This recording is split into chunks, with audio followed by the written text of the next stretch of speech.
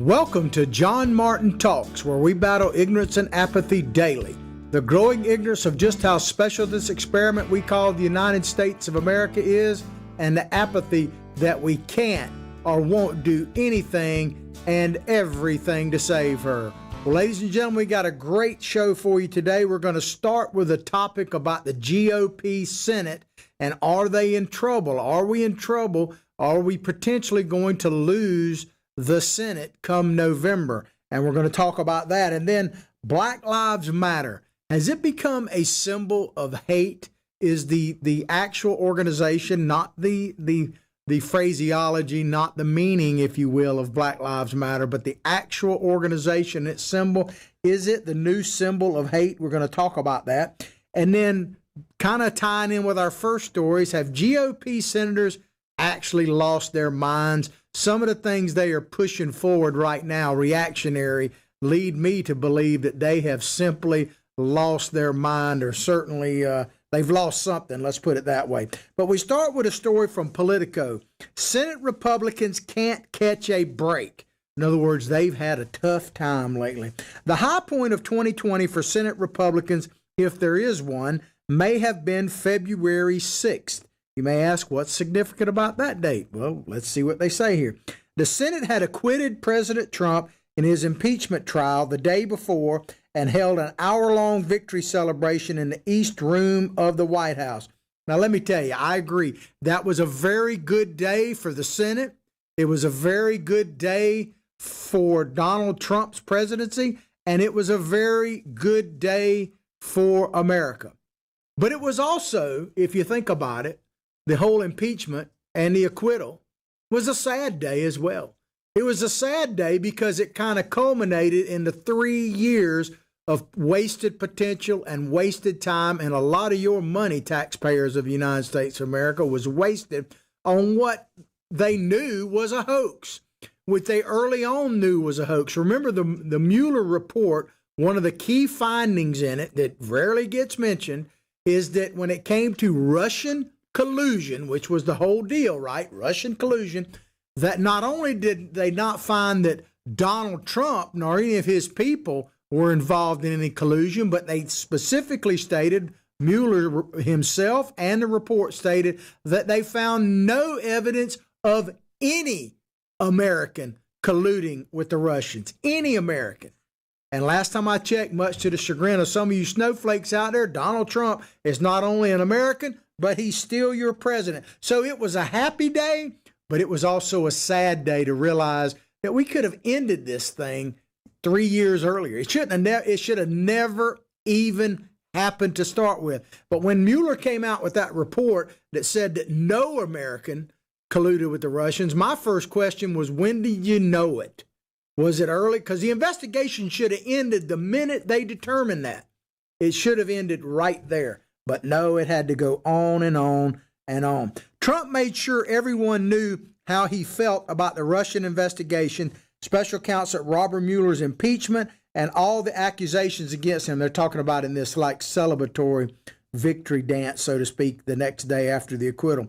It was all BS, Trump said. I'm going to let the word just stand there. It was hell. Well, that's straight talk from the president. That's one of the reasons why many of us supported President Trump and still do. We love this straight talk. And I've been saying this, and this is potentially a little bit of criticism for the president, but more a hope and a wish, and far be it from me, a little bit of advice to the president. We need more of that straight talk right now. And he's the only one giving us any straight talk, really. But we need more of it. We need him to talk about the future of the country, making America great again.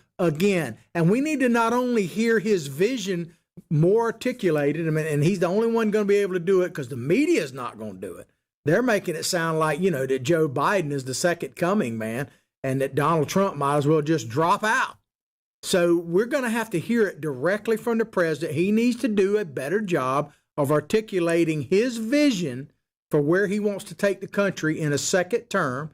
And also, I think he needs to do a better job, and it's difficult with Biden hiding basically in the mainstream media. How about that press conference that Biden gave the other day? Now, President Trump tweeted out that the questions must have been handed to him much like Donna Brazile handed them to Hillary Clinton, and I wouldn't be surprised. But it probably weren't handed to him. Really, they probably weren't. But here's what happened: they were all softball, man. I mean, when was the last time Joe Biden was actually asked a serious question or difficult question? When was the last? I mean, any question is somewhat difficult for him. Probably Kamala Harris, who may be his VP pick, according to a lot of sources. Probably when she kind of talked about the busing issue in that one debate. That's probably the last time that Biden was put on the spot, other than the fact that he's on the spot anytime that he is asked a question he's not aware of. But one thing's for sure, that press conference was a total softball deal, period, man. But so President Trump needs to articulate his vision for where he wants to go in a second term. And he also needs to give us a warning, a clear warning about what could happen if Biden and the Democrats actually take over. I think those two combined are the best message moving forward. Their nightmare, his vision, and the nightmare that would be theirs. Senate Republicans now know, back to this article, what he's talking about as far as President Trump saying it was BS and it was really hard. It's almost 5 months since that day that coronavirus pandemic has killed nearly 130,000 Americans. Now, are those real numbers? There's more and more disputes about that. And don't get me wrong, 130,000 is tragic, but there are indications that the number is actually less than that. But even if it was double that, it's still, and I realize if your family, if you lost a loved one or a friend, it is major. But when you really look at the scheme of things, it's not really it's not enough to shut us down and do all the things we're doing.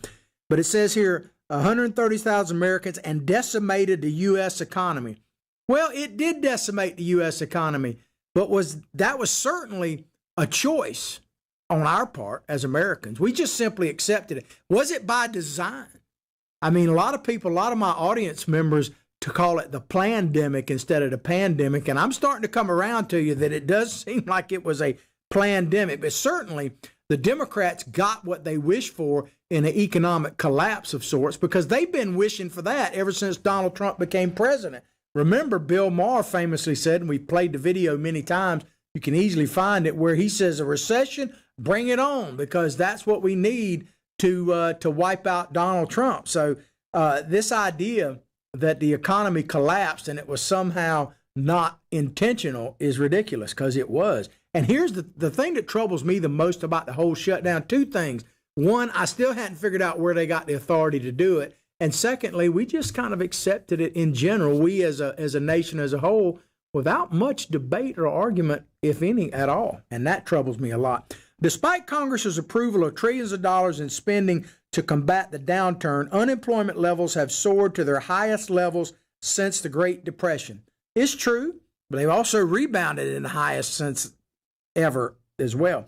Trump has slumped badly in the polls due in no small part to his erratic response, now these are their words, not mine, to the crisis, which now seems to be getting worse after looking like it was improving. And some of that is true, the poll numbers, whether you believe it or not. I believe that his poll numbers have dropped. There's probably no question. But here's the thing. Whose wouldn't? Considering what all he's up against, the mainstream media, of course, the Democrats, the never-Trumpers, the hardcore progressive leftists, all this stuff. I mean, the only person that could still be standing right now in front of all of this onslaught is DJT. There is no question about it. None of those other Republicans that were running could have withstood even a fraction of what Donald Trump has taken. And for that alone, even if you don't like Donald Trump, like, for instance, I say all the time, there's certain aspects of what Ocasio-Cortez has done that I admire. I don't like her as a person. I don't like her as a leader. I don't like any of her positions that I have seen. I don't like any of them. Matter of fact, I'm 180 degrees opposite from her on virtually every issue. But the fact that she's been able to essentially capture the leadership of the Democratic Party from nowhere in less than 2 years, I'm sorry, we only got 10 years to live, that's what I'm thinking. But in less than 2 years is amazing. And I have to, as a political junkie, admire that. So I say that to say this: even if you hate Donald Trump, you have to, if you're honest, admire the fact that he can just stand there and take it, and he dishes it out twice as hard as he gets it. He's a counterpuncher, no doubt. So you should admire. There's many reasons to admire the president, but that alone, everyone should agree, he is a strong person. The death of George Floyd at the hands of Minneapolis police officers sparked a national outpouring of anger over racism and police brutality, with protesters taking to the streets in numbers not seen since the Vietnam War. Well, here's the thing, George Floyd, and I mean no disrespect to his family and their loss and everything else. What right now that is happening in the country has anything to do with George Floyd? I don't even think that the people out there could even say his name anymore. I mean, the guy, it's really not about George Floyd. Now, it's just an excuse to riot, to take over, anarchist. It's just an excuse to be out in the streets, really. And as far as like since the Vietnam War, interesting thing about that. Interesting that they would mention that, because they're basically making it sound like the GOP is out, and of course by de facto President Trump would be out. But if it's similar to what happened at the time of the Vietnam War, towards the end of it, what happened to the Democrats' great savior then? George McGovern, right? He got obliterated in the election. So one of the biggest landslide victories in the history of the United States. So, you know, it could happen again. If you'll work for the president, it certainly will. Let's move along here. Billy Bob tells me, get on down with, you hadn't met my psychic sidekick here. He's Billy Bob Bass. He's got a Twitter handle. It's at Billy Bob Bass 1, and mine is at John Martin Talks. And I'm getting a little more active on Twitter, you know, before they ban me, I guess. Trump has responded to these events with a harsh reaction that many Republicans disavowed. Many Republicans disavowed? I don't know, a handful, right? Ordering the violent, I love these terms, ordering the violent clearing of Lafayette Park of a peaceful demonstrators so he could photo op with a Bible. Peaceful. They burned the church, for God's sakes. I mean, that's why he was going to the church in the first place. To the fact that they burned one of the most sacred pieces of ground in the United States of America, where literally President Lincoln went to pray during the Civil War. These peaceful demonstrators burned it. You know, I guess it's like mostly peaceful. They didn't even use the term mostly. When you hear the term mostly peaceful, somebody got killed. That's usually the way it is. But Trump, back to this article, has also tweeted and later deleted a video with a supporter cheering white power. That's true. And reportedly used a racist term to describe COVID-19, more troubling behavior that left Republicans, talking about the senators, scrambling for cover. The racist description that they're talking about is him calling it the China virus or the Wuhan virus, or when he's mocking it a little bit, you know, the Kung flu. To call it the China virus is racist. How crazy is that? I mean, so calling the Ebola virus, which is named after a river in Africa where it was kind of first discovered, the Ebola River, is that racist? I mean, didn't Barack Obama call it the Ebola virus, and Joe Biden for that matter, numerous times? I mean, it's just crazy. The virus originated from China. It's a China virus. I don't see how that's racist at all. On top of that, a new scandal has emerged over alleged Russian bounties paid to the Taliban to kill U.S. soldiers. There's always something, right? They keep, I mean, it's just amazing to me. You talk about somebody who never gets a break. It's not the GOP Senate. It's President Trump, man. I mean, they sit there and just throw crap time after time after time. But there's an interesting thing about this supposed Taliban bounty, and we'll get to it in just a second. The New York Times and Associated Press reported that Trump was aware of the allegations for months, but no action forcing Republicans to respond to yet another Trump-related uproar. Well, first of all, I talked about this, I think, yesterday or day before. The shows kind of run together. That's why if you want to see our podcast, go directly to John Martin Talks Facebook page, like it and share it with others. More and more of you, and I appreciate it, are going directly to our YouTube channel. Just spell it out, John Martin Talks. It'll pop there. Give us a subscribe and comments. Watch it there. And, of course, you can always catch us on America's Voice News Network, not only live on Facebook. Good morning. Howdy. How you guys doing?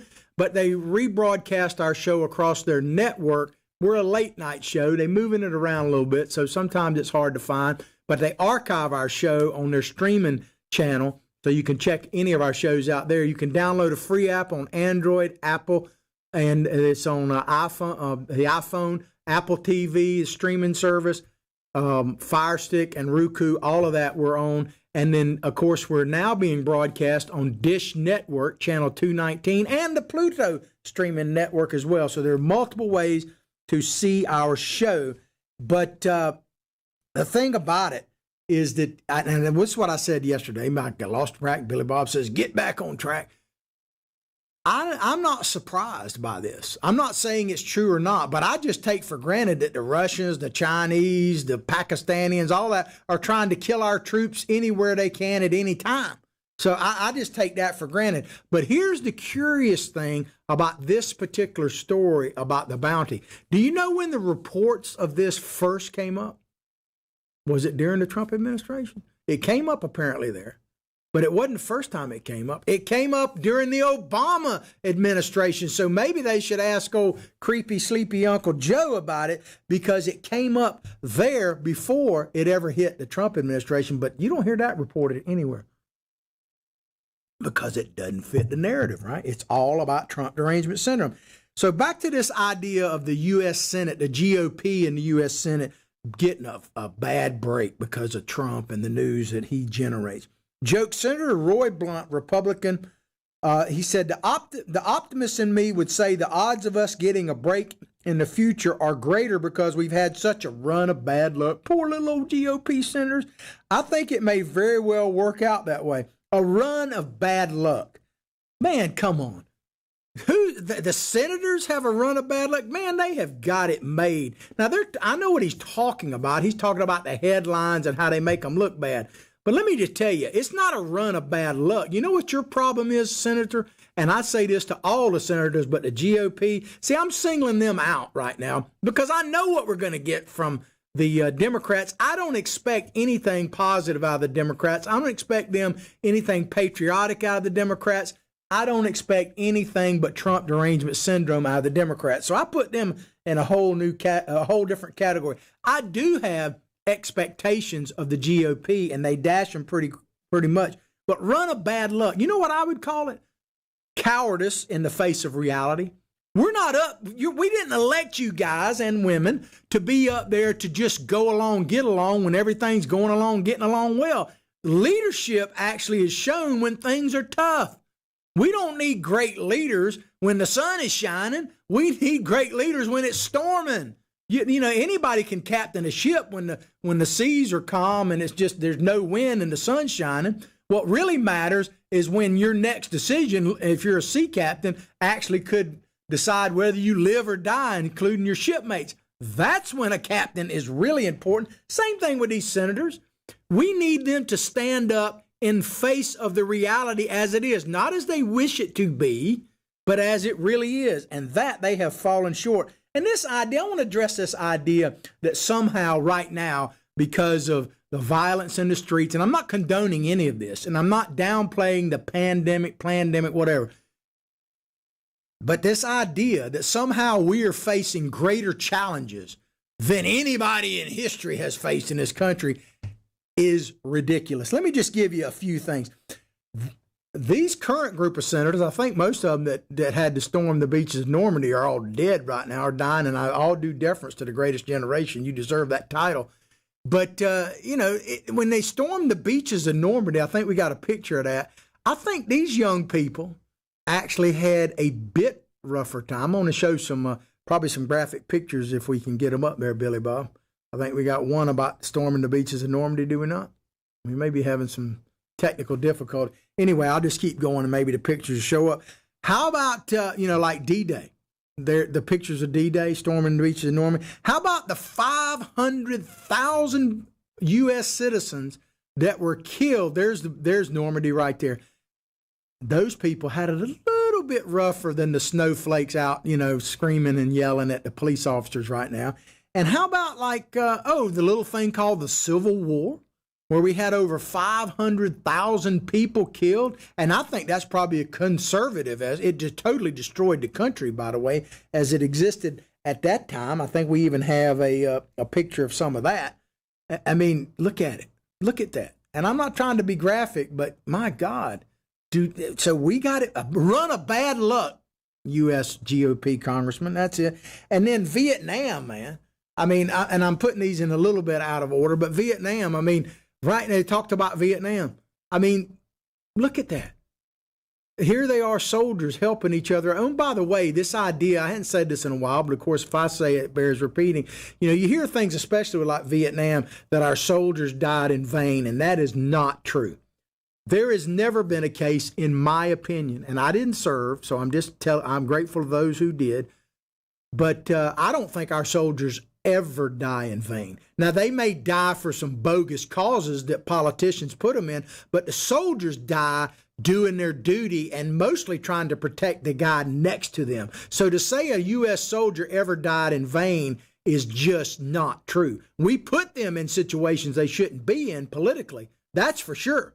But as far as them dying in vain, it never happens, man. They die doing their duty. And then, of course, the forgotten war, and of course, President Trump just kind of honored the Korean War veterans 70 years ago that war ended. But, man, look at that. They're dying in I mean, I could tell you stories. I got Korean War veteran friends of mine I'm fairly close to, and one of them a Medal of Honor winner, Corporal Dewey, man. Anyway, so look him up. He's an amazing story. But, man, I point this out to say that we got it made compared to that generation, those generations that we just showed. I mean, America has been through hell and back, baby. And so I do have great hope that we can withstand this and that we American people will rise up to the challenge, which the election to me is the real big challenge. But these GOP senators, man, it just, I don't know about you, but it just irks me that they it's just a run of bad luck, you know. Nah, do your job. This seemingly unending barrage of bad news has made what has already going to be a tough cycle for Senate Republicans even more difficult. And it very well could be, but I think it's probably because they're not leading. They're in real danger, according to this article, of losing their 6-year-old majority to Senate Minority Leader Chuck Schumer. Oh, my God. And we hear him. We talked about that Braun fellow the other day, the guy from Indiana, and he's worried about what Chuck Schumer's going to say or do instead of being the leader he should be. And the Democrats who have gotten their favored candidates lined up in key races, so they think they got the Democrats think they got the GOP whip, including Arizona, Colorado, North Carolina, Iowa, and Kentucky. Talking about old Mitch Turtlehead. I got a turtle head poking out McConnell. If something doesn't change for Senate Republicans soon, according to this article, they could be facing real problems in November, according to political handicappers. If true, to use that great Democratic saying, if true, because you can say anything after you say if true, who's to blame? Who's to blame for that? Well, obviously, the GOP senators themselves would be to blame because they haven't, in my opinion, they haven't stood up. I mean, kowtowing to the left they're not going to gain one vote by doing that. That's what's ridiculous to me. I'd rather go down fighting with my boots on than kowtowing to the likes of Chuck Schumer. I mean, you're not going to get one vote that way. You might, in fact, lose some votes that way. But who is to blame, really? And I hate to tell you this, there's only one person that's really to blame for the state of our country. It's you. It's me. It's us. Because we have allowed, through ignorance and apathy, for these yahoos on both sides of the aisle to be up there and think that they are the power. We have given our power by our ignorance and apathy away basically for free. We have failed to man the political ramparts. That is on us. And it's on me, and it's one of the reasons why I do this show every single day, because we need to man the political ramparts. Because, see, the real ramparts, which we're going to have to man again if we don't man the political ones, that price, just like I showed you those images, that price has been paid. It's been one heck of a price, but it has already been paid. It would be a dadgum shame and a travesty if we had to pay that price again, considering the sweat, the blood, the sweat, and the tears that have already been done to make us the freest greatest nation on earth today and that ever has been. Yes, I said it. We're the greatest it's ever been, and we're still the best on the block by a long shot. But make no mistake about it, if we don't stand up and man the political ramparts again, we will be manning the real ones again. There's no doubt in my mind. So we are ultimately to blame.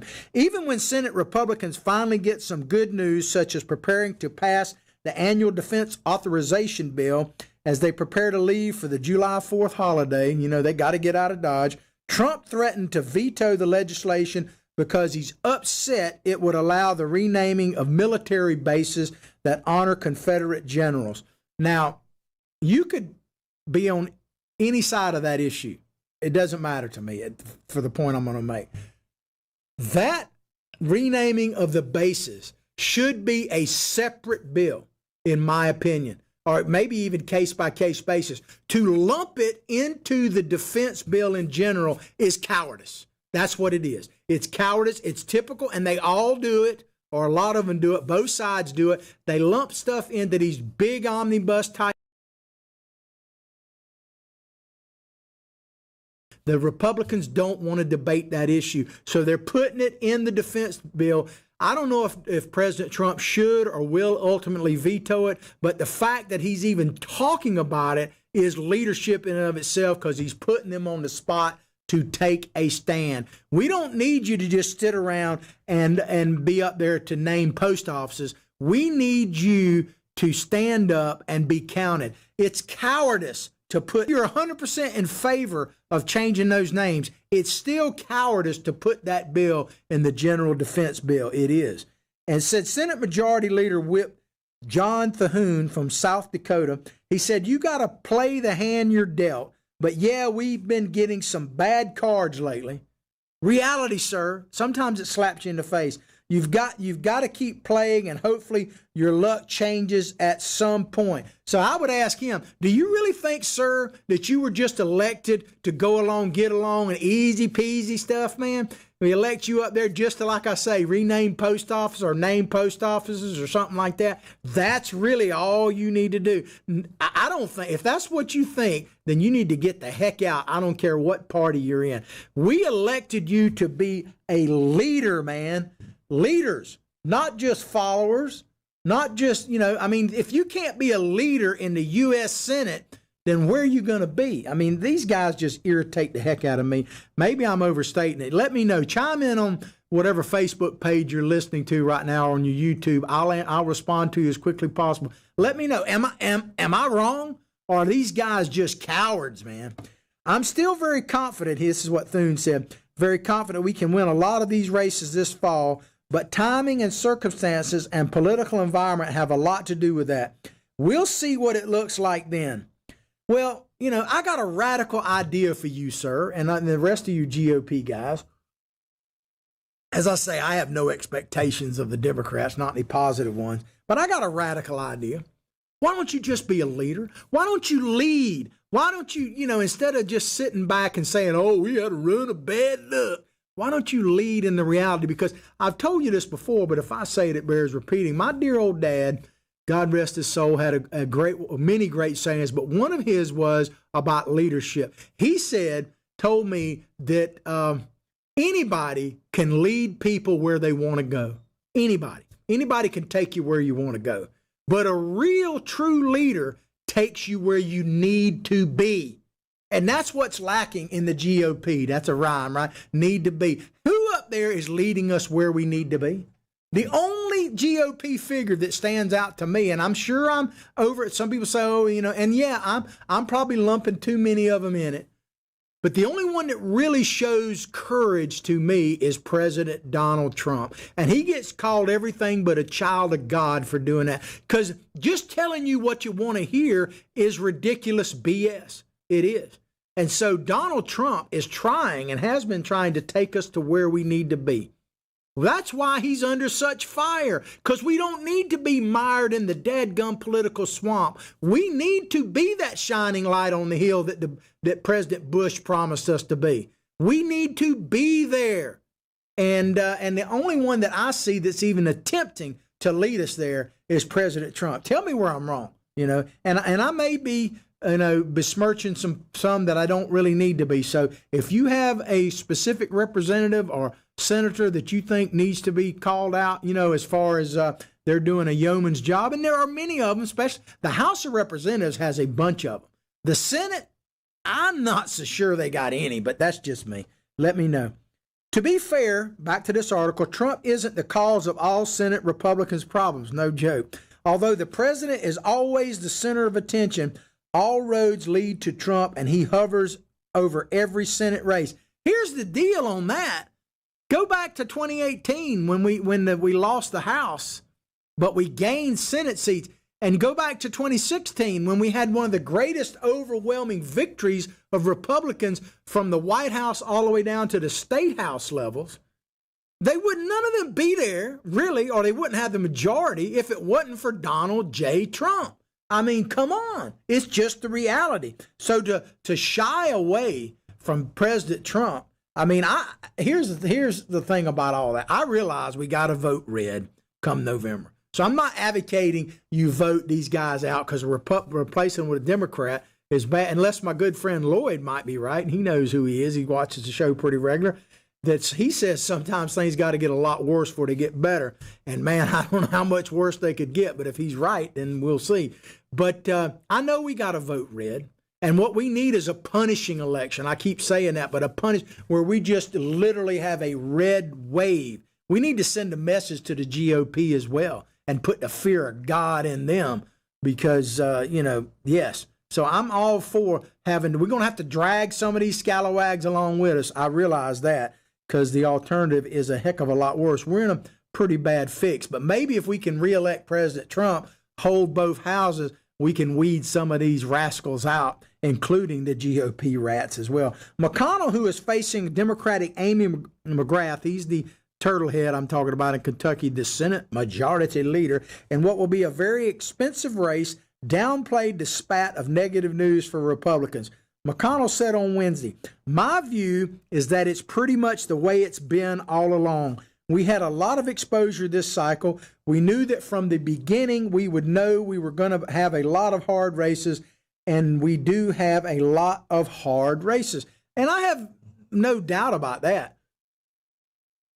I think they're made even harder for the lack of leadership that the GOP is, the lack of a real clarion choice. I think that's part of it.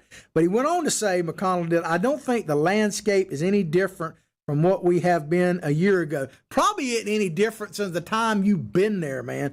He said, but when asked about Trump causing problems from Senate Republicans, McConnell didn't answer. He wouldn't answer that question about Trump. And maybe I'm wrong to this, but would it kill Mitch to say something like this? I likely wouldn't be in the majority without the president. Couldn't he say something like that? I mean, but just dismiss it or not answer at all is cowardice. I'd rather him say, I don't care about it here.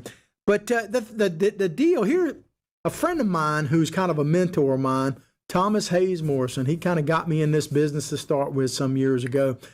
He used to say that we only have one political party, and that is the party of big government. And it has a left wing and a right wing. And I think he's pretty much right about that, especially when it comes to the U.S. Senate. Because the U.S. Senate, let me just tell you, the U.S. Senate is totally, let me repeat this, the U.S. Senate is totally corrupt. And by that, I don't mean they're all on the take. Some of them are, but they're totally corrupt in the sense that they really don't care who is in the White House. They're just waiting for their turn at the trough. They know they could switch places. Donald Trump will one day be gone. Hopefully it won't be for another 5 years, basically.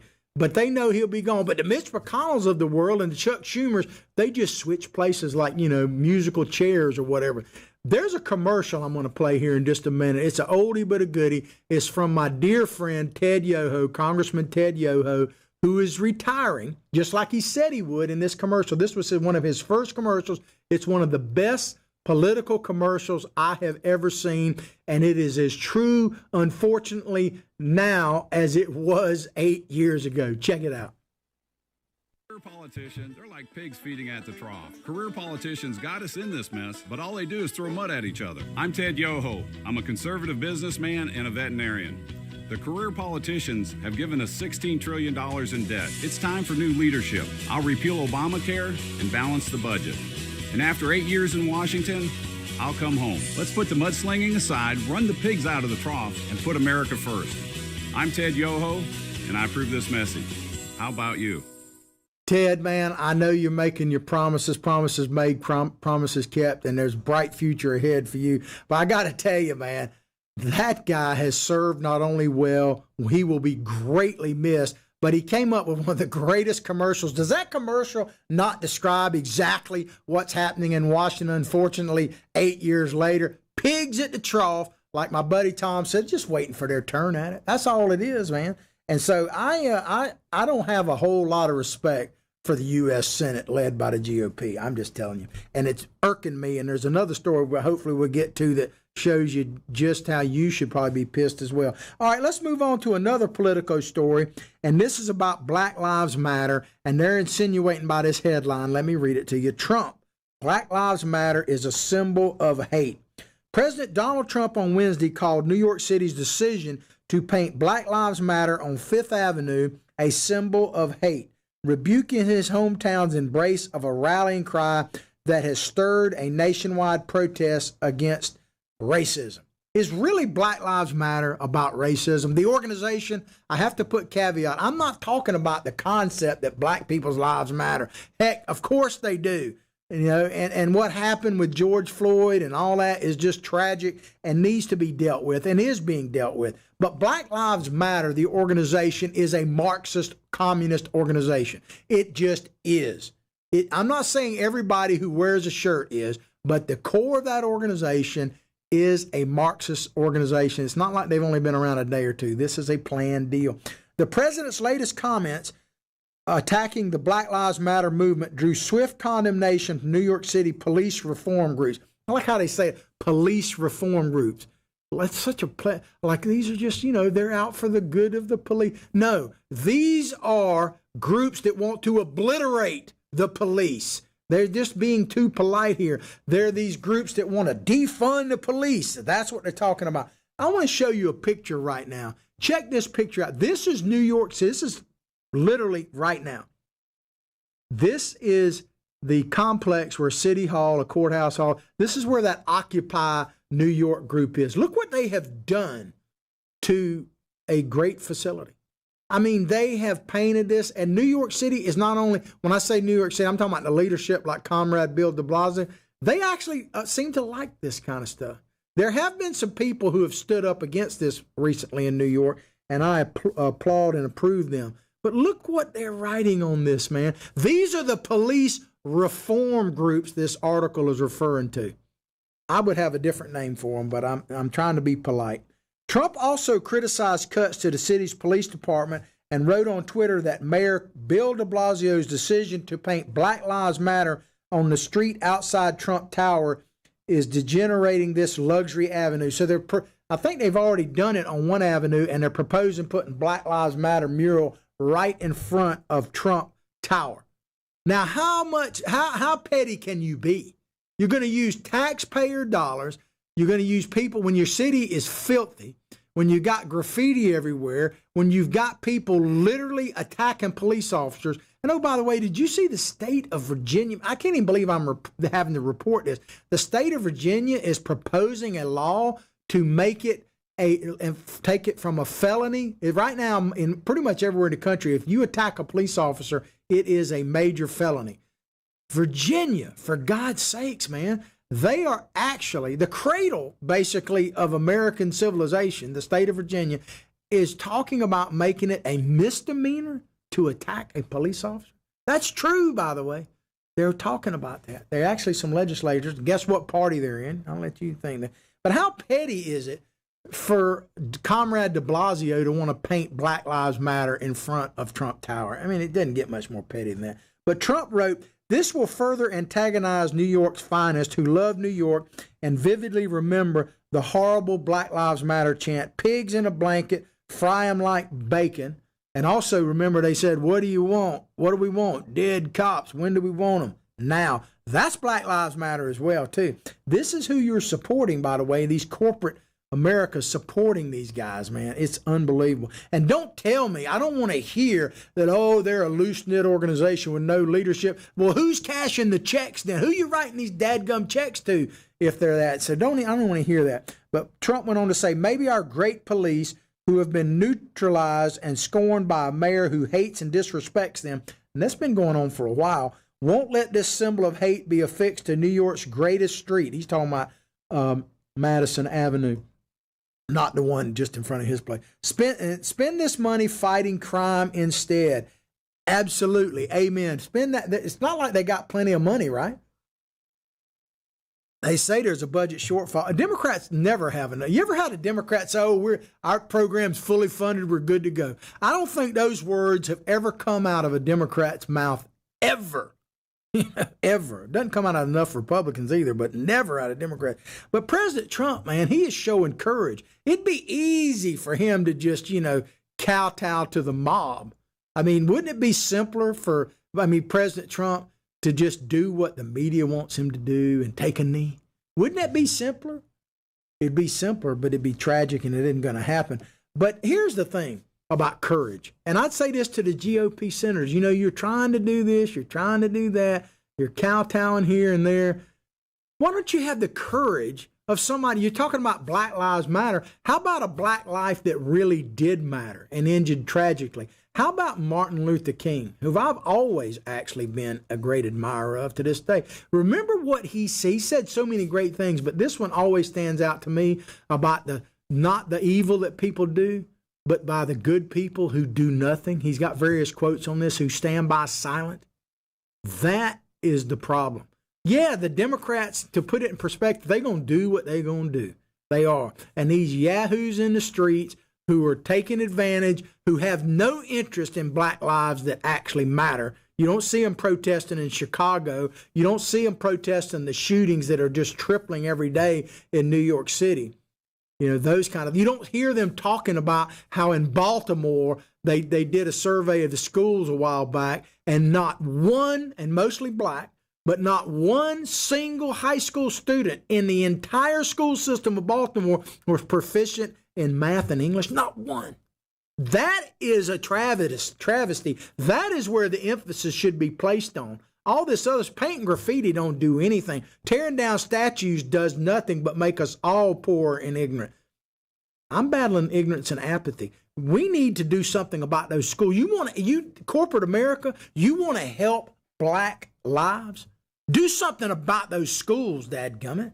Don't sit there and kowtow NASCAR and all that kind of stuff. Do something about the children who don't have school choice. Something like that. That actually might make a real difference. But no, it's easy. It would take courage to actually roll your sleeves up and do something. Jeff Bezos, man, he owns a newspaper. He's worth, I just saw something like $170 billion. Do something about the inner cities, man.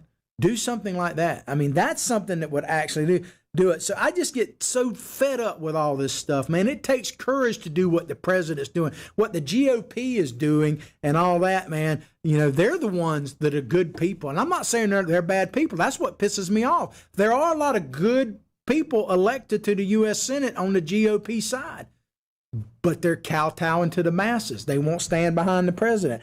That, ladies and gentlemen, gets me a little irked, as you might understand. Let me check my time. We're about running out of time. Anyway, I want to play this video for you about Black Lives Matter. This is a video that shows it's a black man in his own neighborhood is tired of looking at all these signs at this park. He wants to look at the park, and he's there tearing them down. Look who attacks him, a black man. Check this out. If you're your fucking neighbor and you're tired of seeing it on the fence. Why are you taking it down? Why are you taking it down? Woo! Everyone agrees. No, not everyone. Just because I live right there and I'm sick of fucking seeing it. What? You can't even read it. You can't even see it that far. Hey, relax. Turn shit down, bro. It's my house right there. Turn shit down, bro. Are you serious? Turn shit down, bro. Get the fuck out of here, bro. I live right there. Get the fuck out of here. That's enough. I don't want to hear any more of that language.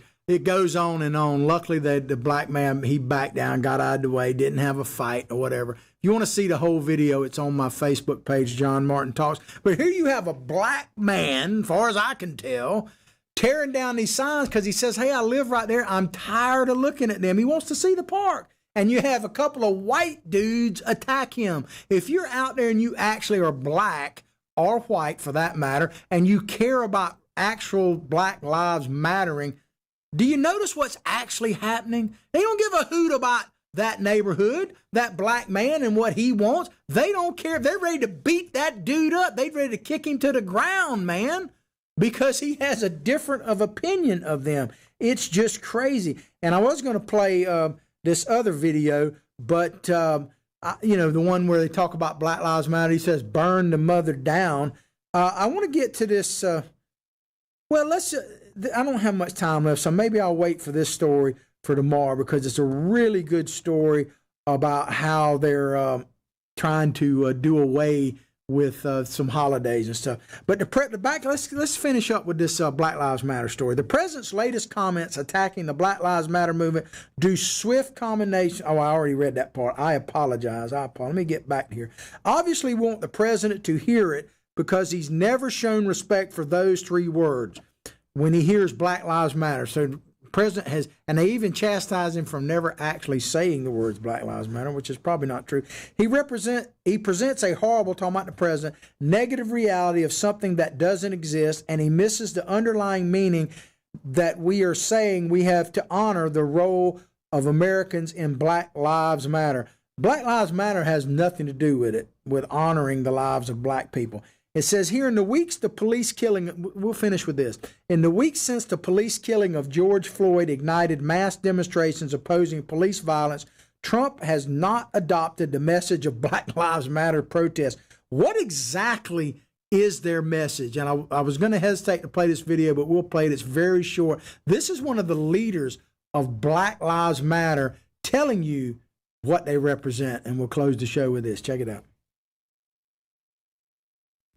This country doesn't give us what we want, then we will burn down this system and replace it.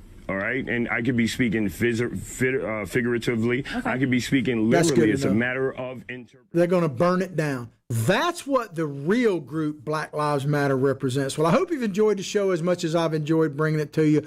Please go directly to John Martin Talks Facebook page, like it, share it with others. I'll pray for your family. You pray for mine. Let's all pray for this nation because we deserve it and need it.